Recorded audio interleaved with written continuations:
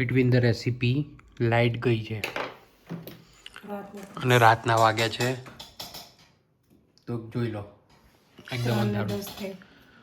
હવે બધું વેજીટેબલ સમારીને મૂકી રાખ્યું છે પણ દેવ કહે છે કે હવે લાઇટ નહીં આવી તો રેસીપી શૂટ નહીં થાય અને સવારે બધું પડ્યું રહેશે, એવું થશે, કરમાઈ જશે બધું. એટલે આટલું ફ્રેશ વેજીટેબલ નહીં રહે.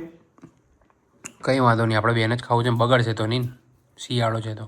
ના પણ ઠીક છે. આમ તમને ખબર છે વેજીટેબલનો ઝરકો વાગ્યો. ફ્રીઝ બંધ કરતો ધ્રુવ. તે બધી જે હરકતો થઈ રહી છે ને હોરરવાળી થઈ રહી છે. મગજ નસના ખેંચન કરતા કરી કોણ છાના માના પછી એટલે બીજો ઝાટકો. દેવ આ કંઈક અલગ જ થઈ તમારે રહ્યું. ચાર્જરની સ્વિચ બંધ કરતો. મારે કંઈ ચાર્જિંગમાં લાગેલું નથી પણ. અને નથી લાગેલું પણ ચાર્જર બગડશો. હું ત્યાંની લાઈટ બંધ કરું. એક જ લાઈટ ચાલુ રાખો. હા, અહીંયાની લાઈટ ચાલુ છે બધી. જોઈ રહ્યા છો ને તમે શું થઈ રહ્યું છે અહીંયા બધું.